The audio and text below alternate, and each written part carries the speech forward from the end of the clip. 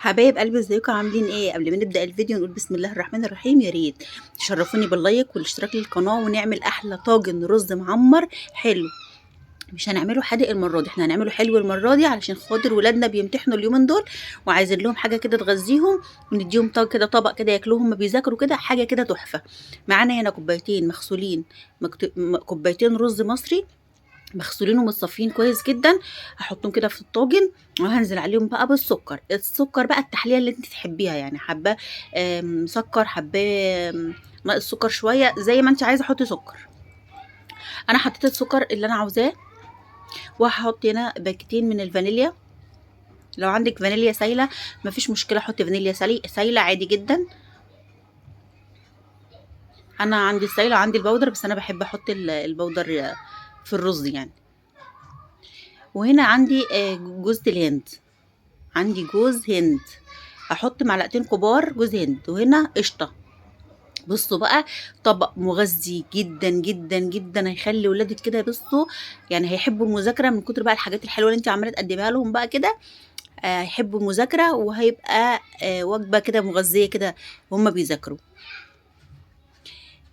معانا كمان سمنه بلدي. بصوا يا جماعه، الاكله دي دسمه، التحليه التحفه دي دسمه شويه، بس هقول لكم ايه بقى، مش قادره اقول لكم على الجمال والطعامه. عايزين تقللوا من السمنه البلدي قللوا شويه، عايزين تقللوا من القشطه قللوا. مش متواجد عندك قشطه عادي جدا اعمليها بسمنه بلدي بس. مش متواجد عندك سمنه بلدي اعمليها بقشطه بس لازم حاجه من الاتنين. معايا هنا كريم شانتيه، ده اختياري. هو عندي شويه كده حطيتهم، بيدوا كده غناوه كده ولذاذه كده وطعم زياده كده حلو كده. بما اني بقى اول مره اعمل لكم طاجن الرز المعمر المسكر ده، فخليته لكم غني غناوه مش قادره اقول لكم. ومعانا كيلو لبن بلدي مغلي او حليب مغلي على النار، لازم يكون مغلي يا جماعه، ما ينفعش يكون مش مغلي. هقلب بقى المكونات دي كويس جدا جدا. وهكون طبعا انا مولعه الفرن يسخن، اي فرن بقى، فرن بوتاجاز، فرن بلدي، كله شغال.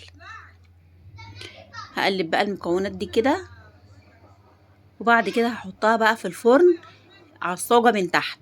هخلي الفرن عليه على يعني اعلى درجه، وهحط الطاجن ده كده من تحت بالشكل ده كده. هيبتدي بقى كده يغلي كده ويبقبق، ويبتدي بقى هيشرب ميته. هطلعه فوق على الشبكه ياخد الوش القمر اللي انتوا شايفينه ده. وبعد كده طلعته سبته يبرد، وبعد كده بقى اقطعه بقى وتشوفوا بقى الحلاوه والطعامه والجمال. يعني مش قادره اقول لكم على الحلاوه والطعامه. بصوا عامل ازاي يا جماعه، مفلفل كده وجميل جميل جدا، وطعمه حلو جدا، وريحته قلبه البيت كله. الريحه قلبه البيت كله من الطعامه والحلاوه، واحلى من الرز بلبن بكتير بمراحل. يعني انت لو هتخيريني بين الرز المعمر المسكر ده والرز بلبن، لا ده طبعا لا، مفيش مقارنه اصلا، مفيش مقارنه. بس نصيحه مني حبيبه قلبي، لو عندك دايت ما تاكليش منه لان هو بصوا غني غناوه.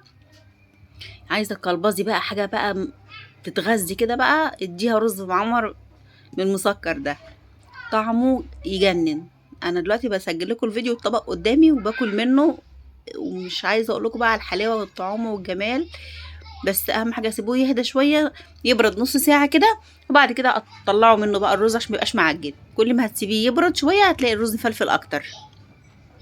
انا بس بوريكم الرز، شايفين الرز عامل ازاي، مش مكعبل في بعضه ولا معجن ولا اي حاجه خالص.